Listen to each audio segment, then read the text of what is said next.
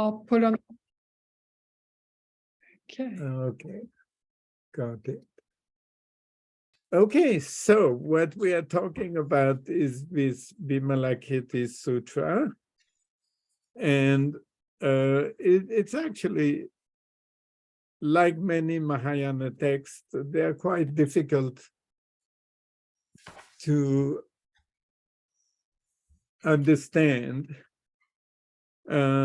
because they're not like Shastras who say very often, sometimes clearly what they mean, but they are on the form of narrative, and so we have to try to understand what they mean. So what we talked about is the main topic about which of the sutra, which is when Vimalakirti said, no, but so how does a bodhisattva follow the way to attain the qualities of the Buddha? Vimalakirti replied, Manjushri, when the bodhisattva follows the wrong way, he follows the way to attain the quality of the Buddha. So this is the main topic. This is what the Sutra teaches, which is how does a bodhisattva grow the quality that allows him or her to become a fully enlightened being? And so what is important to understand is that in the Mahayana tradition, full enlightenment is not just about obtaining the wisdom that sees emptiness, but is about growing two types of qualities of wisdom and qualities of ability to teach sentient beings. And these are two different sets of quality which need to be brought together.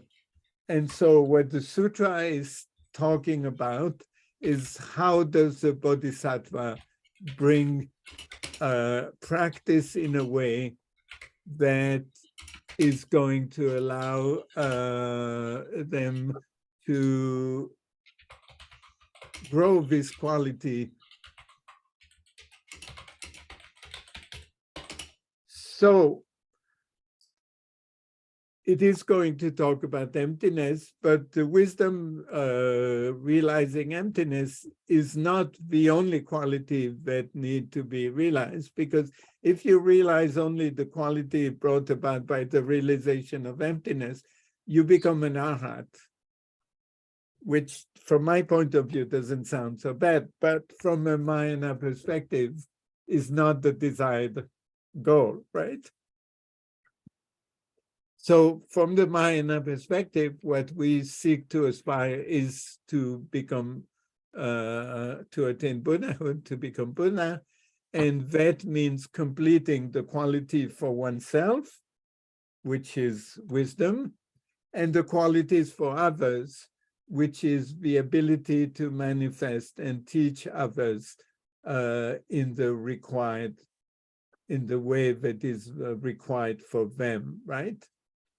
And that's why we have the two set of bodies of the Buddha, the Dharmakaya, which is, if you want to say, the wisdom of the Buddha, and then the Rupakaya, which is the embodiment of the Buddha, which can be Sambhogakaya or Nirmanakaya, but which is basically the ability for the Buddha to manifest themselves in whatever way is adapted to teach sentient beings and bring them along the path.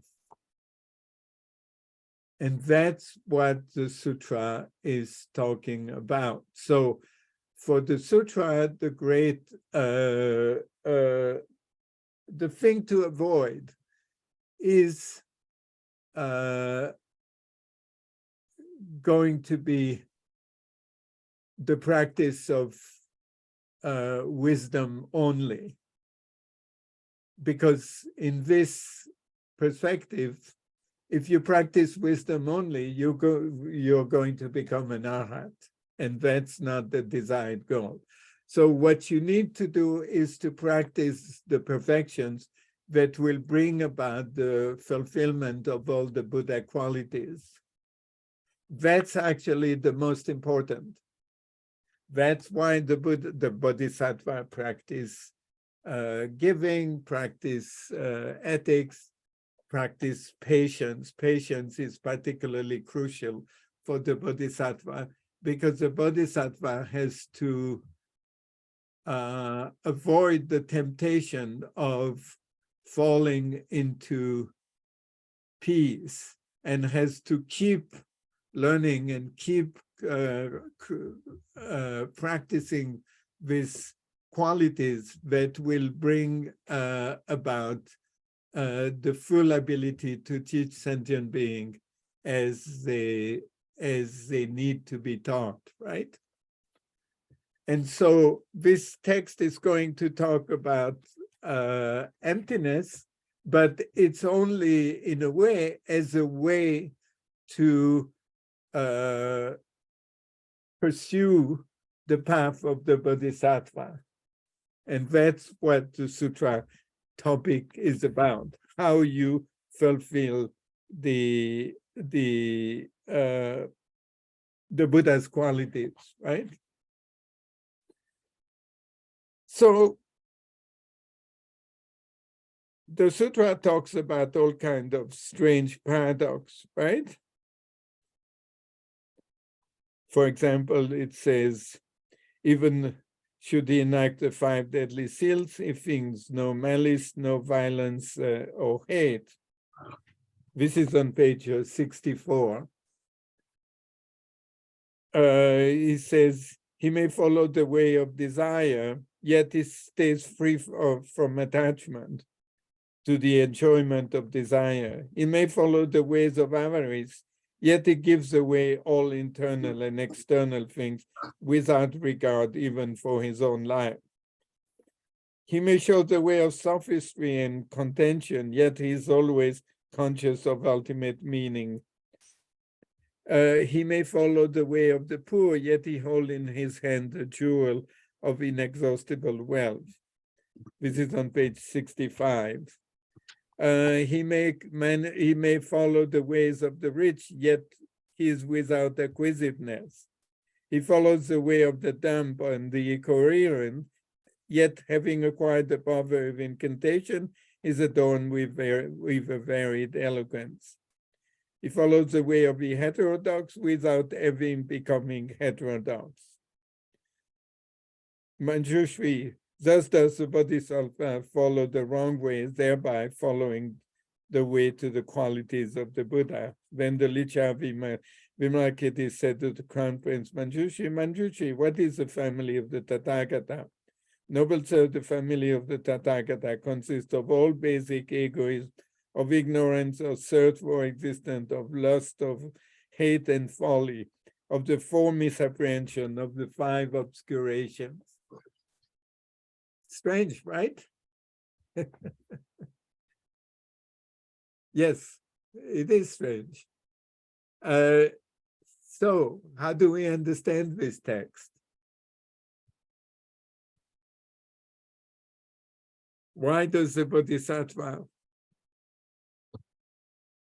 follow the way of the heterodox without ever becoming heterodox themselves? He follows the way of desire. Yes, he stays free of attachment to the enjoyment of desire, right?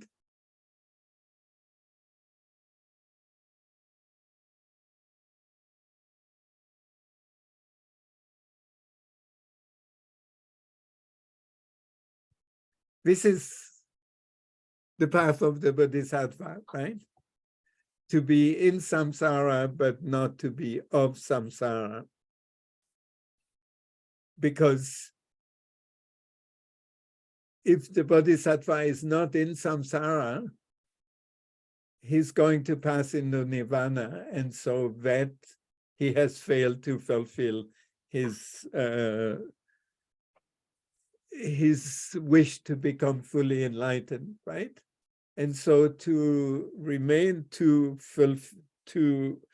fulfill his wish to become fully enlightened, what does he need to do?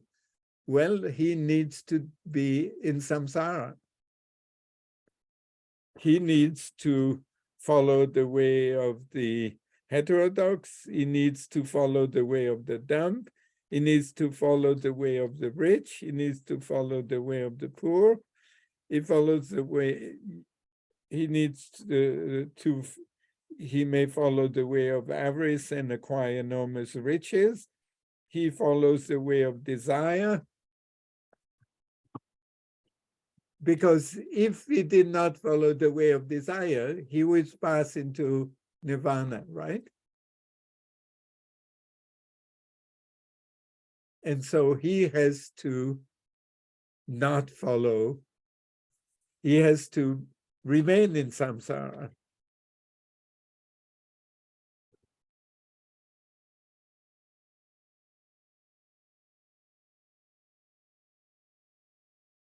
What do you think?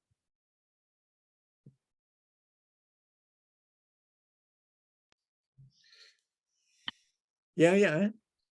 I think it reads to me as if it's saying that the bodhisattva needs to understand all of the human condition, or at least all of samsara. He needs to understand it very, very deeply in order to be able to make a difference in the world. And unless he or she does, then it's impossible to truly truly be able to help. That seems to be one thing, although I think that what you said suggests that there's even a deeper meaning to it. Yeah, I think so.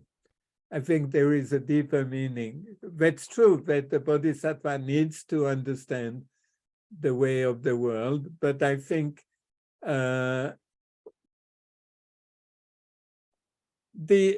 ultimate view of the bodhisattva is on page 89.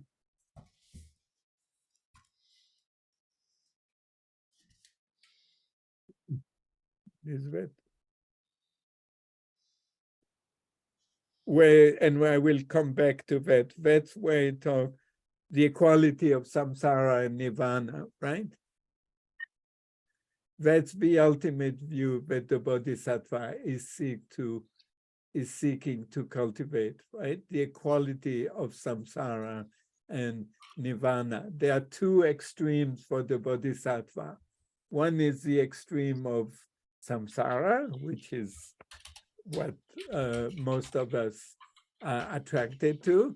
And then there is another extreme, which is particular to the Mahayana path, which is the extreme of nirvana, right? And that's the path of the bodhisattva, which is trying to avoid these two extremes. Now, to me, the extreme of nirvana doesn't strike me as an extreme, but for the bodhisattva, it is an extreme, because the bodhisattva wishes to seek full enlightenment, right? And so if he were to fall into nirvana, he would be taken away from his deepest wish, right? His main goal, his purpose, which is to become fully enlightened for the sake of helping others. And the most important in that sentence is for the sake of helping others, right? This is what the bodhisattva is dedicated to. And so in this perspective of full dedication to help others, the the bodhisattva must avoid two extremes. One is samsara, that's obvious, because if he behaves ordinarily, then it will just be ordinary stuff, and so that's not going to be conducive to becoming bodhisattva, and to develop the quality that will lead to full enlightenment. So he has to avoid samsara, and he has to avoid nirvana. Because if he entered nirvana without having developed all the proper qualities that are needed to help sentient beings, he would be turned away from his path, right? He will not fulfill his deepest wish. And so this is the two extremes that he has to avoid. Extreme of samsara and extreme of nirvana. Does it make sense?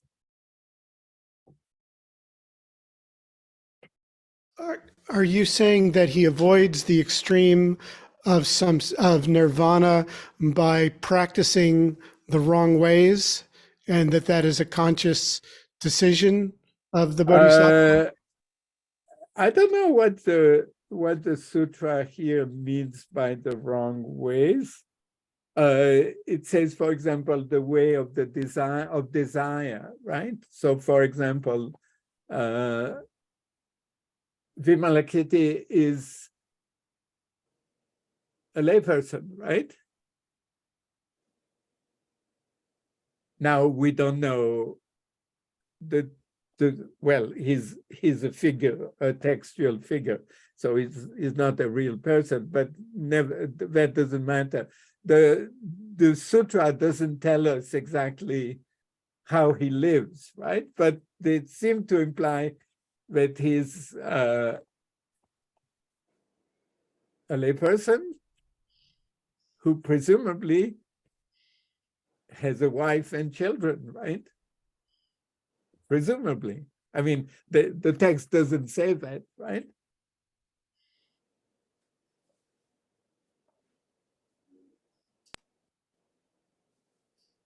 But, yeah. Right?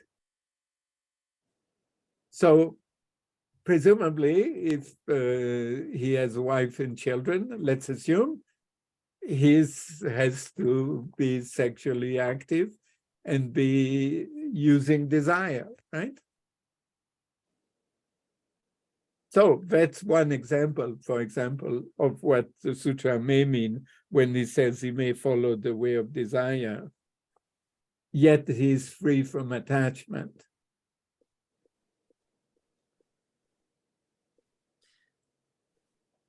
I have a question about equality. Equality. Yes, it's equality. It's called sameness. Makes more sense as sameness, yes. Sameness. Some people translate it as equality. Some people translate it as sameness of nirvana and samsara, right? Then it's easier to see that they both are similar in needing to be avoided in terms of, yeah. That's what the word equality was suggesting, right? That they are equally to be avoided, right? But there was something, if it's equality, if the word equality is used, that's what it would mean if we translate. The word in Tibetan is nyamnyi, and nyamnyi can be translated as equality or as equality, not in the sense of two people being equal, but in the sense of being equal of an equal mind, right? To be treated equally. So, but would there be in that context? Not that they are the same value, but that they have to be treated equally. Meaning they have to be avoided equally, right? Or, but I was going to ask this, is there anything positive in both? I don't know what you That mean. could be equal, No, it's you. with the right mind. Here, If one, equally just mean to be treated equally. It doesn't mean they have the same value, right? Because obviously, from a Buddhist perspective, nirvana is more valuable than samsara, but not for bodhisattva.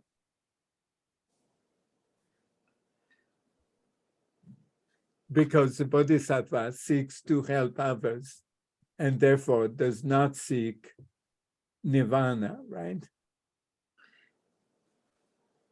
yes, but my question was, if there is something positive in both, if it's seen from a I'm not sure what you bodhisattva's mean by positive. if one can see, if one can have desire without attachment, is positive. And if one can have peace without being caught by it, that's also could be positive. Yeah, that's true. But the positive doesn't come from samsara and nirvana, but comes from the attitude of the bodhisattva, right? Right, but in Yeah. terms of equality was what I was thinking. Okay, I let it go. I'm sorry. Okay. I don't mean to go on with. Any more question or qualm or?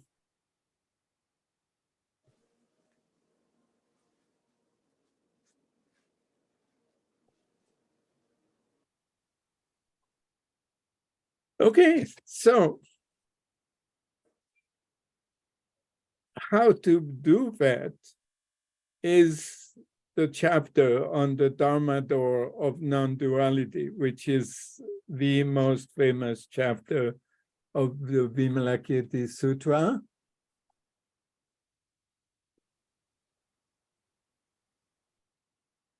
When the chapter, and this is on page 73, so chapter 9, and it's going to talk about non-duality, right?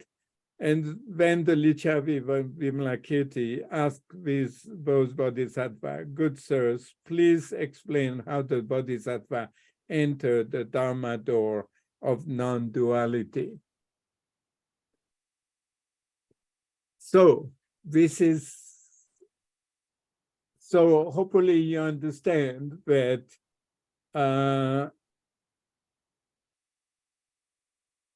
this is important because this is going to be allowing the bodhisattva to have desire without being caught by desire, right? To have wealth without being caught by wealth, being stingy without being really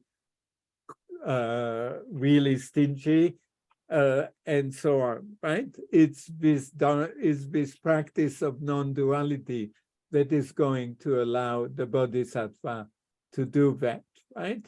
So that's important to understand that for the bodhisattva, the most important thing is not non-duality.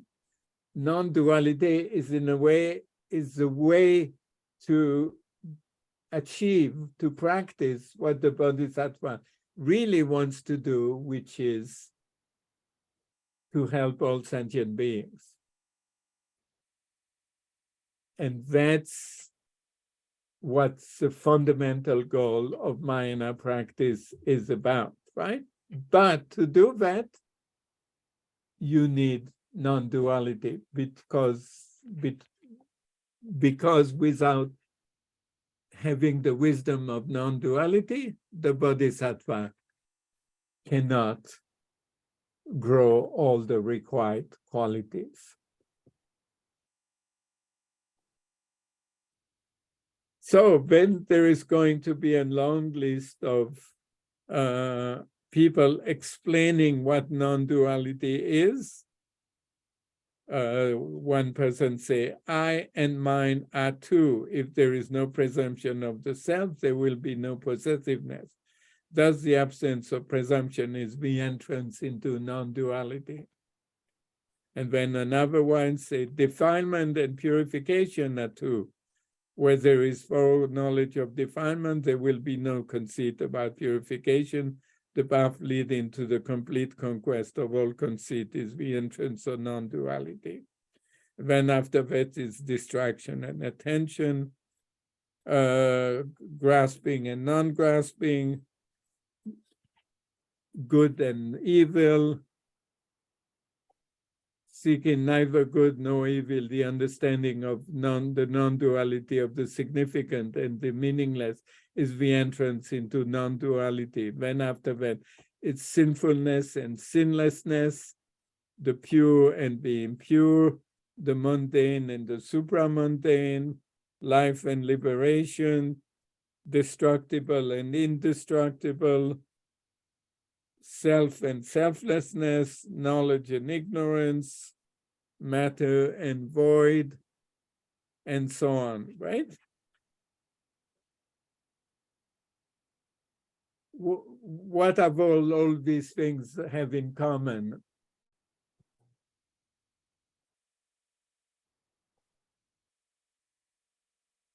Well, according to Vimalakirti, they're all dualisms. Yeah, they're all dualists, they're all polarities, right? And therefore, as long as you don't understand that they are empty, you're not going to be able to bear with the difficulty of fulfilling Buddha's qualities, right? Because you're going to be caught by good and bad, right and wrong, and so on, right? And so what the bodhisattva has to do is to see those as being empty. And so they go for a number of qualities, a number of binary opposition, right? And then on page 77, the bodhisattva Satyata declares, it is dualistic to be of true and false. When one sees truly, one does not ever see any truth. So how could one see falsehood? Why? One does not see with the physical eyes, one sees with the eyes of wisdom. And with the wisdom eyes, one sees only so far as there is neither sight nor non-sight. There, where there is neither sight nor non-sight, is the entrance to non-duality. When the bodhisattva, what do you think of that explanation?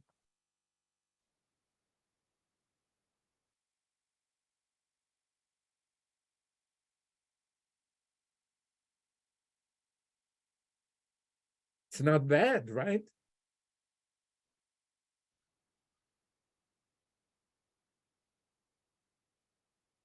I mean, if they asked me non-duality and I gave that explanation, I would be pretty happy with myself, wouldn't you?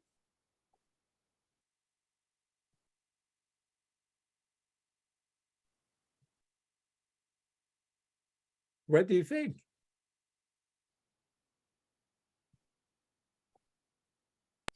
I'm having a lot of trouble understanding it. I'm sorry. Okay. It is dualistic to speak of true and false.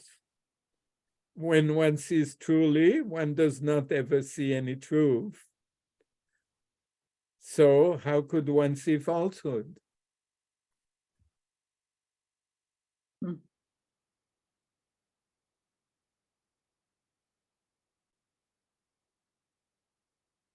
What does it mean? I think he's saying that when you when your perception, when you're no I longer don't s- perceiving, when you're no longer perceiving things as inherently existent, then if you're not seeing inherently existent truth, then you can't Okay, see inherently existent falsehood. okay. So you're not verifying truth or falsity, right?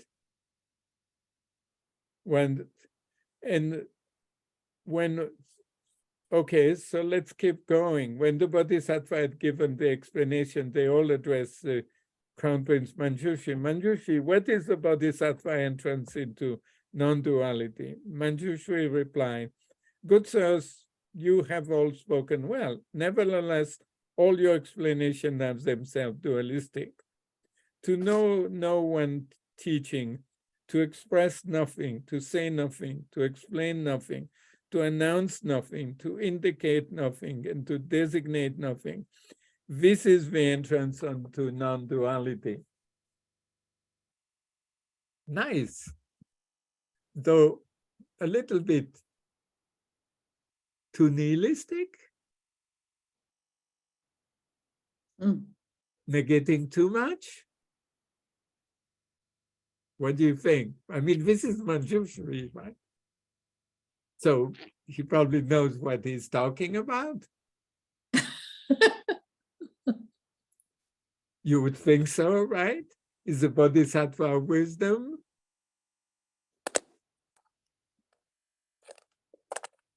What do you think of his explanation?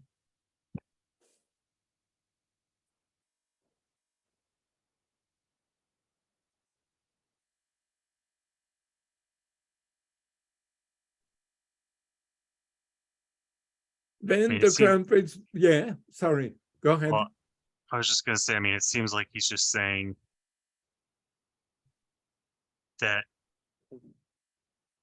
whatever, I mean, on the one hand, maybe you could say language is dualistic because that's kind of how it opens. But I think what he's saying is when none of your actions have a trace of sort of like fundamental ignorance, then you're in non-duality. Okay, but he said to say nothing, to explain nothing, to announce nothing, to indicate nothing, right? This is the entrance into non-duality. Yeah, you're right. Language is by necessity dualistic, right? Language is based on binary opposition, right? Either it is or is not, right? And so that's by necessity dualistic, right?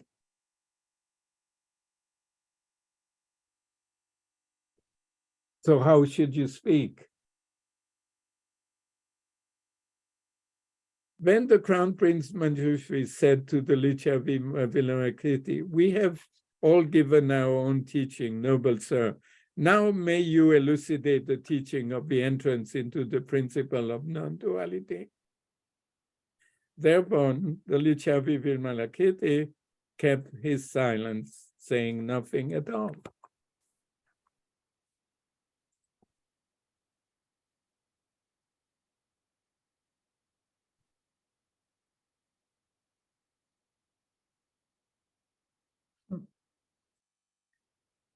And this is called the lion roar silence of Vimalakirti. It's very famous in Zen. It's, I mean, you can see a kind of prefiguration of the encounter between the Zen master and the student, right? This is a little bit the tone of the sutra, right? And so Vimalakirti keeps silence, says nothing at all. What do we make of the lion roar silence of Vimalakirti? I think Tsongkhapa would have a problem with it.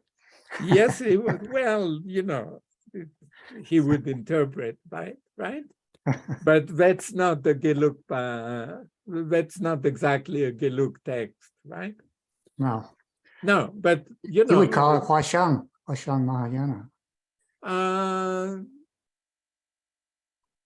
Maybe I'm not so sure it's Huashang, because you realize there is a long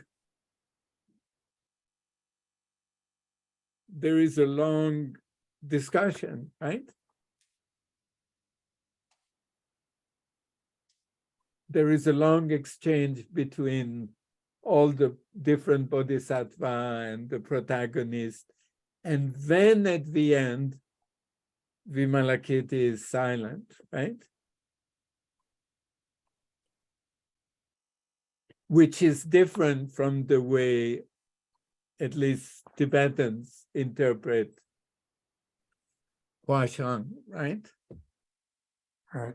So obviously, now there is a difference between Gelugpa interpretations and non-Gelugpa interpretations, right?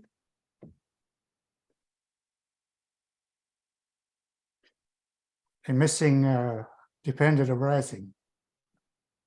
Yeah, this is not a philosophical text, right? This is a sutra, right?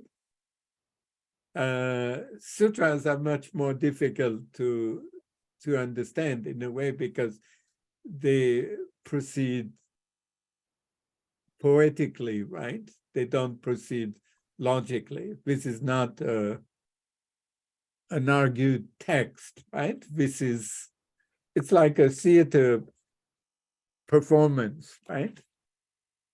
And when you, the viewer, the reader, the auditor, interprets it in the way you want, right? But you're right that Tsongkhapa's interpretation, though it would work here, is not the most immediate interpretation that this sutra suggests, right?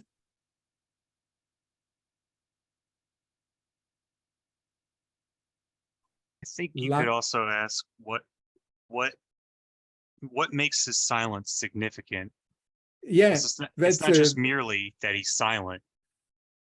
Precisely. That's a good way to put it, because it comes at the end of a long search for the right formulation, right? What is the right formulation? And when you realize that there is no right formulation, that the very idea of thinking in terms of what there is really out there in reality is a problem,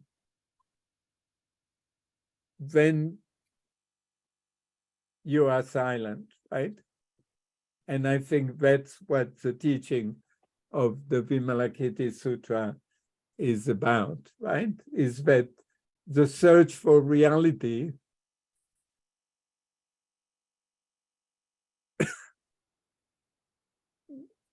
doesn't go anywhere. And when you understand it's not going anywhere, then you start to understand reality, right? This is what the sutra called seeing through non-seeing, right? Because you look for what is out, what is really there. And then at some point, you realize that this gets you into trouble. And so the only way is to suspend all views. So the suspension of all views comes at the end of this long search, which is where I would make a difference with how Tibetan at least portrays the Huashang view, which is a view of not engaging in any search and just sitting there with an empty mind, right? That's at least how it's portrayed in some Tibetan sources, right? So what is going on here is different. The bodhisattva and everybody is engaged in searching for reality, right? And so what Vimalakirti shows is that that search is going nowhere, and the only right attitude is to be silent at the end of this long search. So this is completely different from the silence of the idiot, right? Because you can be silent because you have no idea what's going on. That's not what this is about. Here, what is about is engaging in a search for reality and then realizing that this search leads only to contradiction, and therefore realizing that the only fruitful attitude is to suspend judgment as to what is real, right?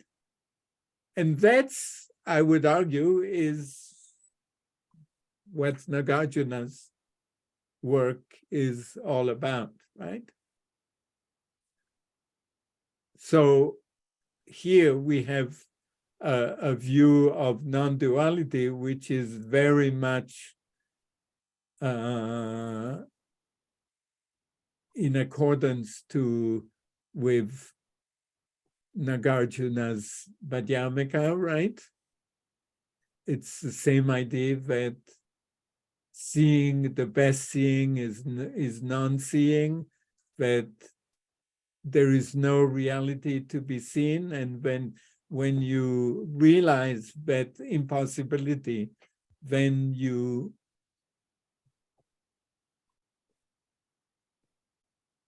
stay silent, right?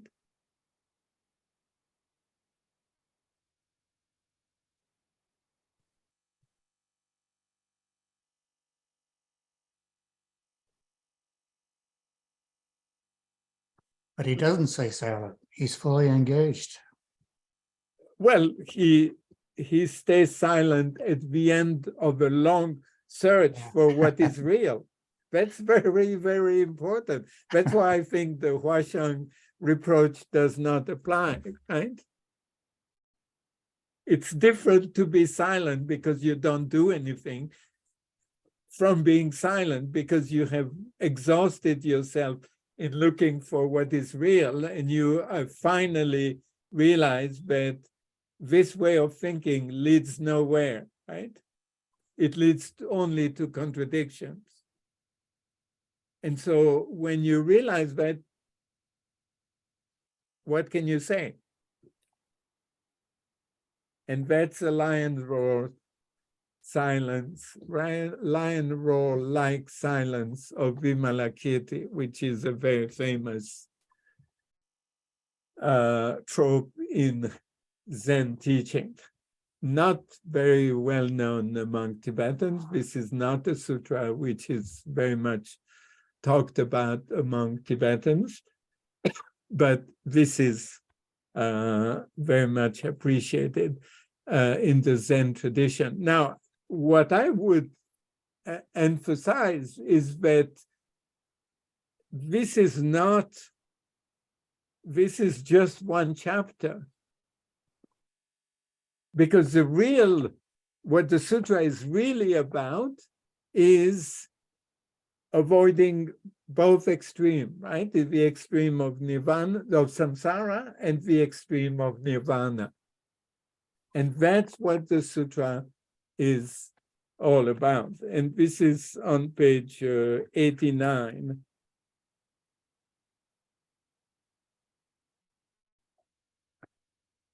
What is not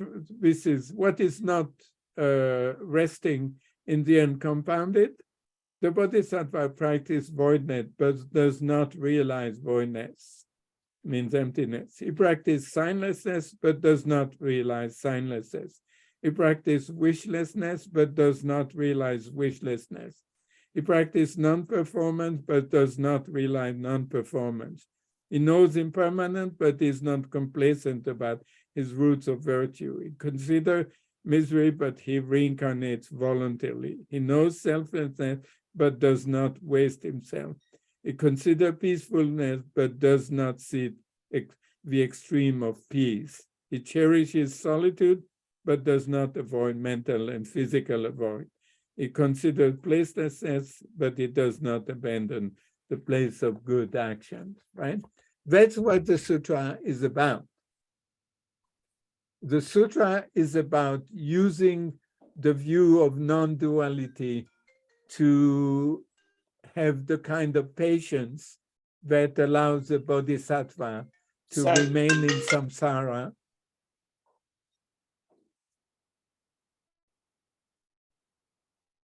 and grow the quality that will lead to full enlightenment, right? That's what the sutra is essentially about. How does the bodhisattva, what should the bodhisattva do, and how he does it? And how he does it is through the view of non-duality, because this is what will allow him or her to be patient enough to postpone enlightenment until all the qualities are fully developed.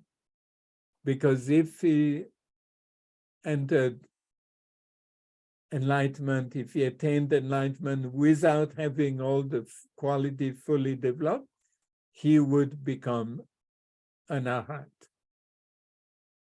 And from a Mahayana perspective, this is not the supreme path, right? It's only the middling path, right? And so to avoid falling into the extreme of nirvana, the bodhisattva needs to postpone enlightenment.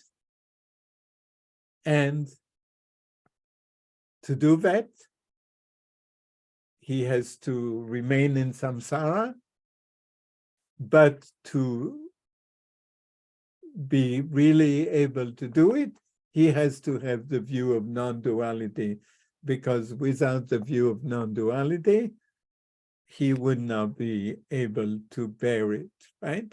That's why, in a way, the supreme paramita of the bodhisattva is the paramita of patience, not wisdom.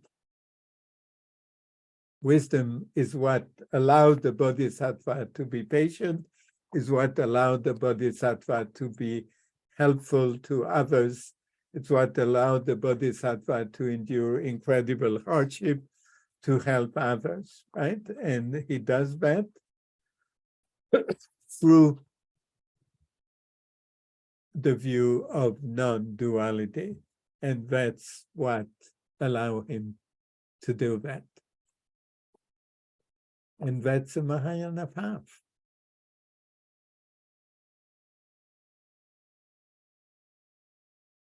Yes. You are muted. Thank you. So he has to attain the 6 perfections in order to escape from being an arhat, who hasn't developed the 6 perfections. He's only okay. How is that different from the qualities of a Buddha? That the bodhisattva. I mean, well, the bodhisattva, the paramita, when they are full developed, are the qualities of the Buddha, right? But before he gets there, the bodhisattva needs to develop them. So he needs to practice giving, he needs to practice morality, he needs to practice patience, and in general, he needs to help others, right? This is what is so different in the Mahayana tradition in the Mahayana path is that the main purpose of the bodhisattva is to help others, right? This is what it means to be a bodhisattva. That's why when I was a monk, a young monk, a very young monk, we were talking, I was studying with my teachers who said, when you will become bodhisattva, we will all prostrate to you. And I thought, well, okay, wait a couple of years and this will happen. I'm still here, so it did not happen. Because being a bodhisattva is not easy, because really you need to not just be compassionate, because this is just being a normal Buddhist, but you need to be devoted to helping others, like the Dalai Lama, right? When you meet him, you see he has this incredible attention to others, right? And as his translator, I used to work with him, and I would, translation is hard work. And then at night, you often feel like, okay, it's enough, I have translated enough. And then one more person comes, and the Dalai Lama, who is himself very tired too, still has complete energy to talk to that person, because this is what he lives for, right? Helping others. Bodhisattva.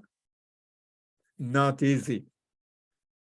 But if you have the view of non-duality, that kind of help. Still not easy. The view of non-duality, that's not so difficult. You study Nagarjuna, you meditate, and so on. That's not so difficult. But being a bodhisattva, that's different level, right?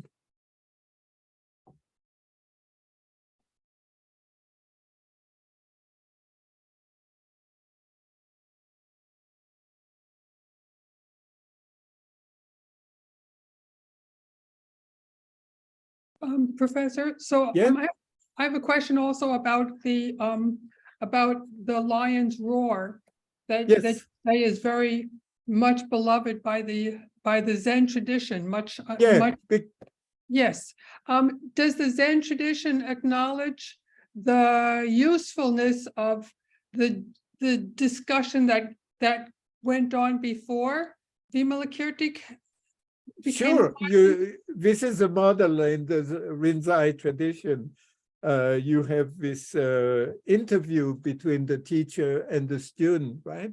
The teacher asks the student, what is your view today, right? And the student answer, and then in the text, they talk about the teacher slapping the student, or the teacher making fun of the student. And that's exactly what happens with Vimalakirti and his bodhisattvas, right? They all give answer, and he doesn't make fun of him. He makes fun at an earlier chapter, if you remember, when he makes fun of all the arhat and so on. But it's the same kind of idea, that you search for reality, and at that point, you understand that the problem is the presupposition itself, right? Is the search itself.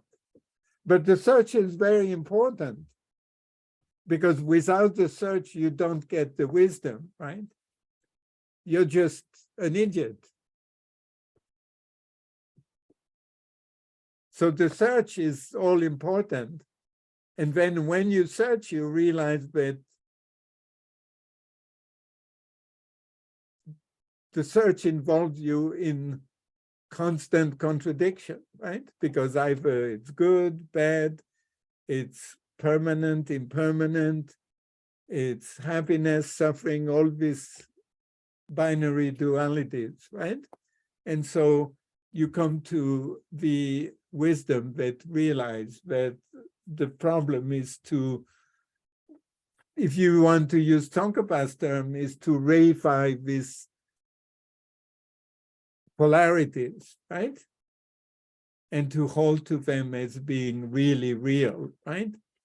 Whereas in fact, they're only conventionally real. And that's Tsongkhapa's way of explaining, right? Other Tibetan traditions have a much less interpretive take. They take this more literally, but basically it comes to the same idea that the problem is with holding to things as real, right? And that once we understand that this is the problem, then we are more able to bear with the difficulties of helping others, right? Which is the essential goal of the Mahayana tradition. Yeah? I have a question, and it was, I guess this has been my question all along, is what was the role of bodhicitta, or of great compassion and bodhicitta, and what you're saying in this sutra, it seems to me that it's the driving force that then pushes you on to the understanding of wisdom, or to the coming to terms with non-duality, which is essentially essentially wisdom in that sense. But it's the desire for being a bodhisattva that is the driving force. Yes. Would you say that's correct? Yeah, except that you can have wisdom without bodhicitta, right? So Yes. wisdom is not only what you're impelled to develop because of your bodhicitta, but what is essential for you to have in order to be a bodhisattva and to last as a bodhisattva, right? Because remember, you may not remember the story of Shariputra. Shariputra was a bodhisattva, and he encountered a person, and that person said, "Please give me your one eye."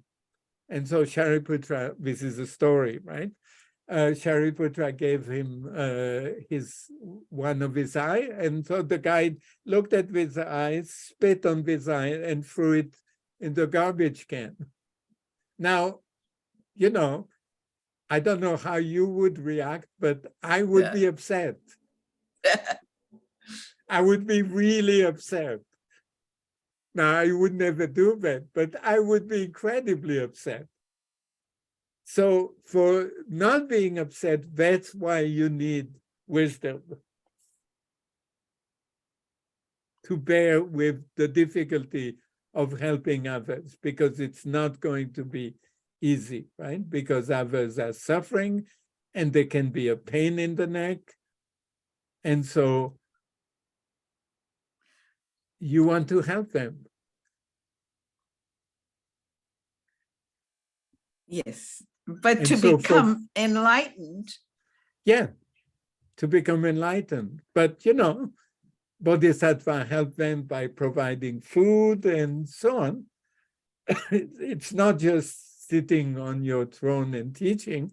There are many ways bodhisattva are said to help sentient beings. You know, for me, a person like Gandhi may have been, or Nelson Mandela may have been bodhisattvas. I don't know. They certainly seem to have this kind of ardent desire to help others, right? And that's what is at the root of the Mahayana path, right?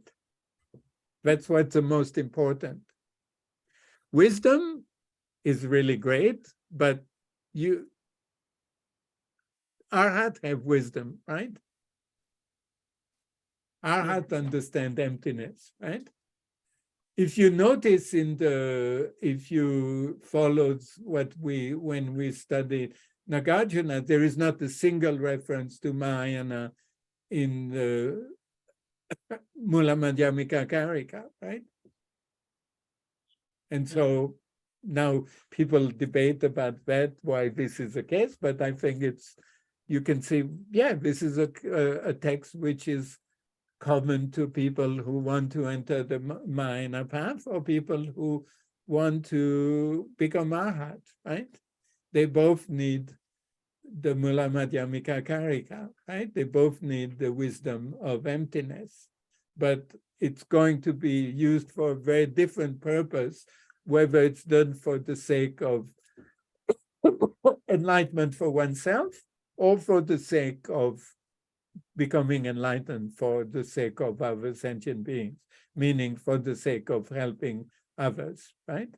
And that's when wisdom becomes combined with other qualities and bring to enlightenment, full enlightenment.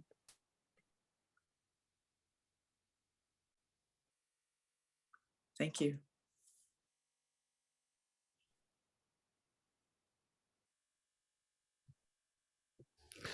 I'm having some difficulty understanding the relationship between non-duality and making it bearable to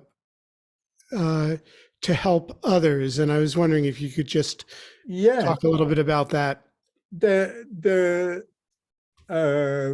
third type of patience is the patience that you derive from understanding reality, right? And then it's kind of puzzle. Why is it called patience? Because it's just like, yeah, okay, it needs some effort and so on, but you know, it's kind of interesting and fun and all that, right? Might be hard work, but yeah. And I think it's this idea that really to help others, you really need to not to be caught by the situations you are in, right? Because it's going to be a pain. I mean, you know, I used to be, I did, for a while, I was a social worker. I mean, no, at very low level, but I was working in Italy with orphans and so on. And so we had to put up with a lot of unpleasant things from the people we were trying to help. Some of these people would say, well, you're really crooks and you're trying to get money because you're helping us and so on. And so when you meet people like that you're really trying to help, it's hard. It's really frustrating. And so I think if you don't have that view of non-duality, you're going to be caught by the situation, right? And so you're not going to be able to use samsara to grow all the qualities that are required from enlightenment, and you are going to be, oh, what the heck, I cannot help them. And you're going to be like Shariputra, who basically gave up his bodhicitta and became an arhat. And yeah, it's hard to help others. I mean, you know, it's already hard enough to deal with students at college, but that's nothing. That's a piece of cake. They are wonderful young people who are trying to learn, right? No, you have to imagine like you are with all the worst kind of people and you're trying to help them. Not easy.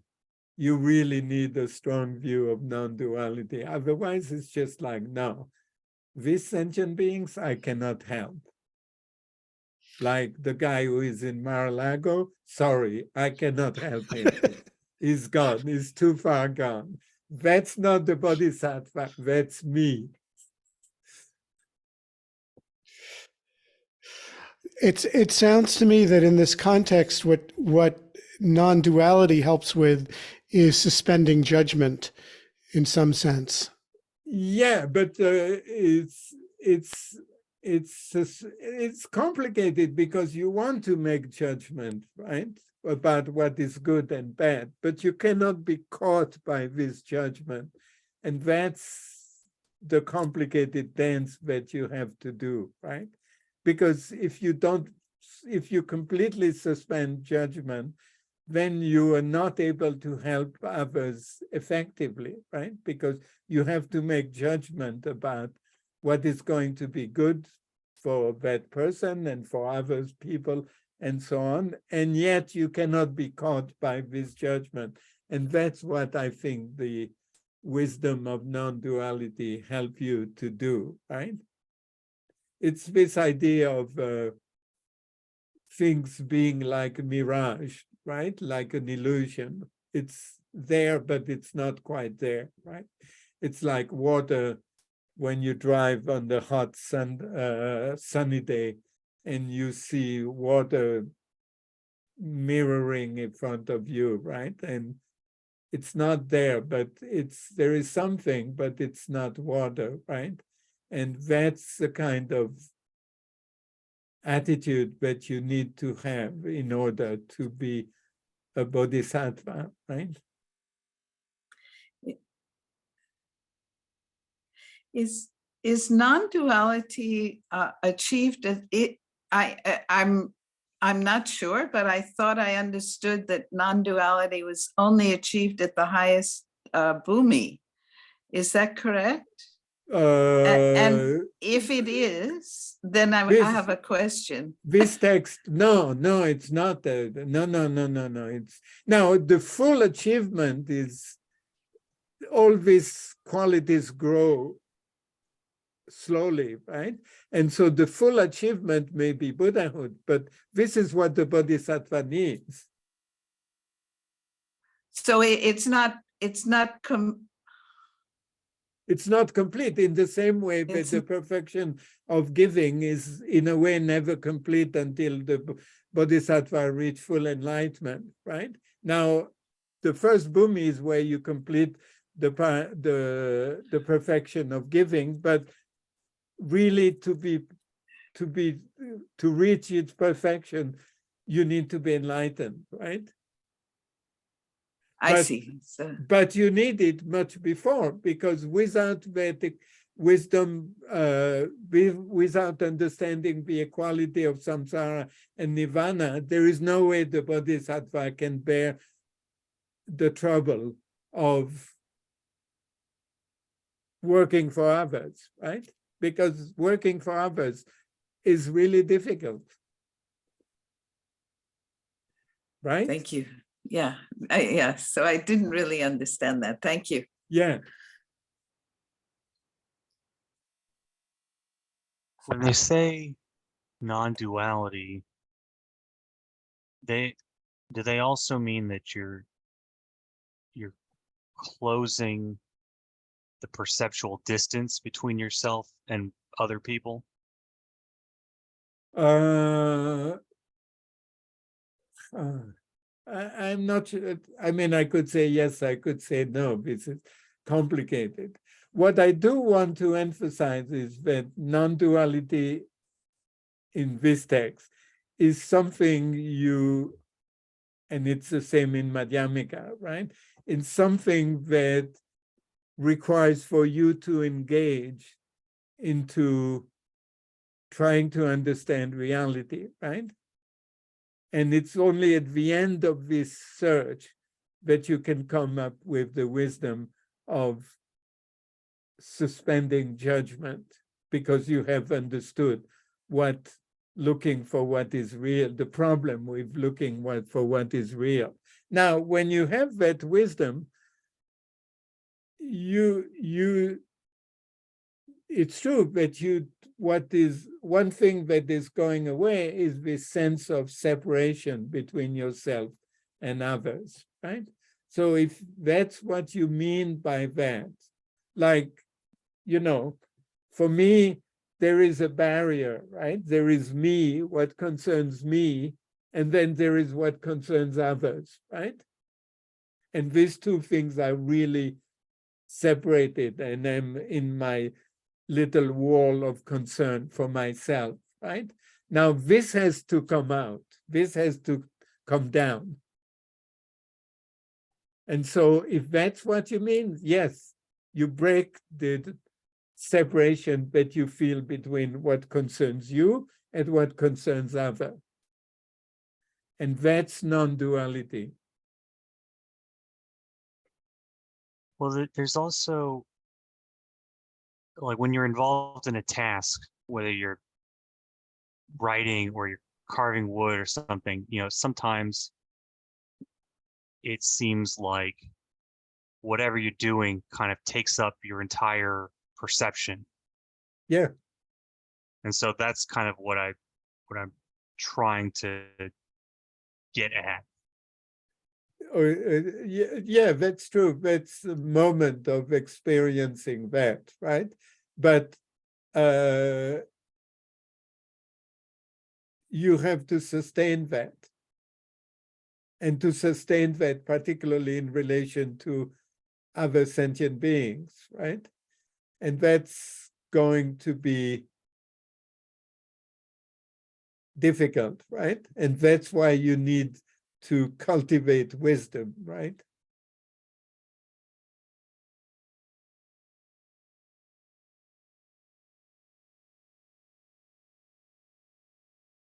So, I'm sorry. So does a Buddha, and then maybe this is a dangerous place to go, but for a Buddha, is it as if their perceptual experience, it's like right on top of them all the time? When I was in the monastery and the topic was how does a Buddha see things, the advice was study that for a long time, try to figure out, and at the end you will realize that this is completely beyond any kind of normal understanding. So yeah. So what the text says is, now the texts say actually different texts have different explanation, but basically, yeah, it's a really difficult topic. I think what is more helpful is to try to understand what His Holiness would call the beginner bodhisattva, which to me sounds already pretty far out, right? So that's, I think, the person who is really concerned by this text, which is the person who is devoted to helping others, and so need to cultivate that wisdom that allows them to put up with all the difficulties, the incredible difficulties when helping others entail, right? And so brief moment of experiencing non-duality, though with our interesting experience, are not going to allow you to do that. What you need is this solid insight that you can call upon at all time, right?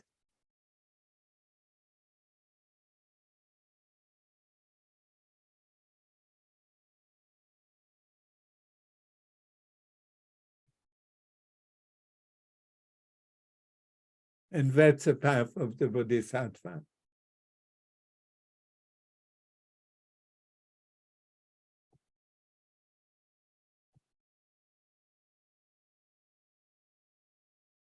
Anything more?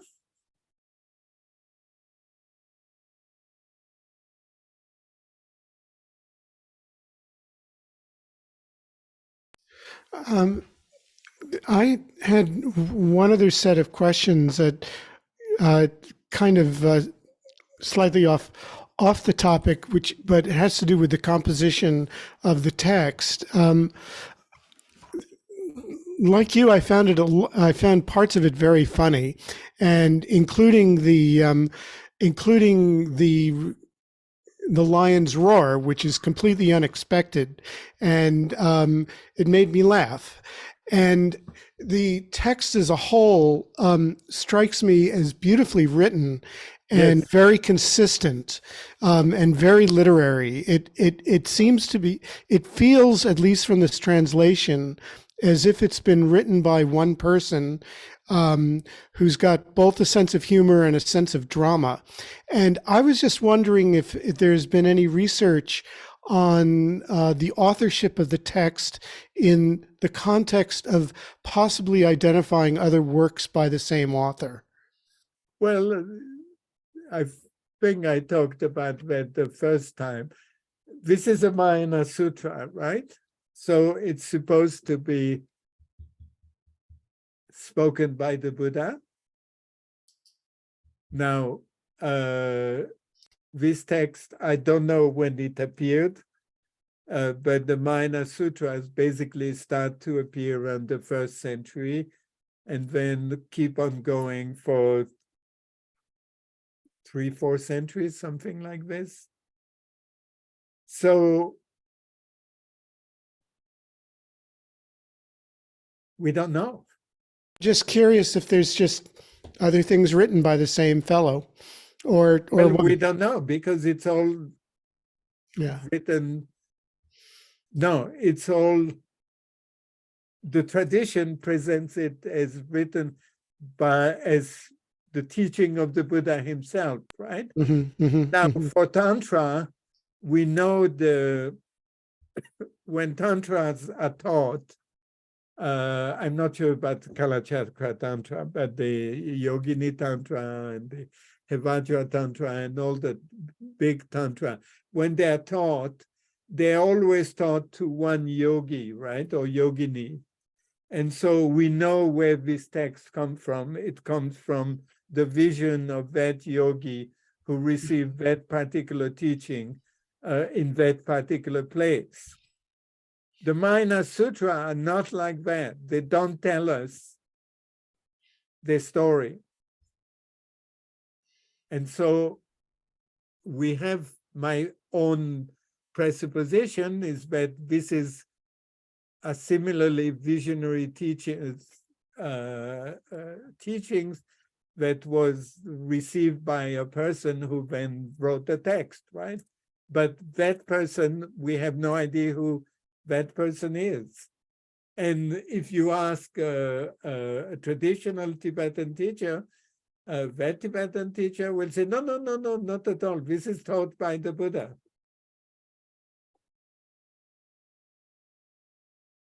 So we don't know. We have no idea.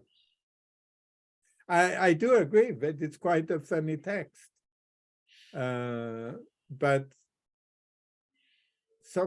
when I used to teach that text to my students, they didn't think it was funny. They thought Vimalakirti is mean. Which, considering you're talking about the path of the bodhisattva, this is a funny comment, but yeah. I think it's hilarious, but yeah. So I stopped teaching the Vimalakirti Sutra. I don't think that's a reason to stop teaching it, frankly. No, Myself, I think.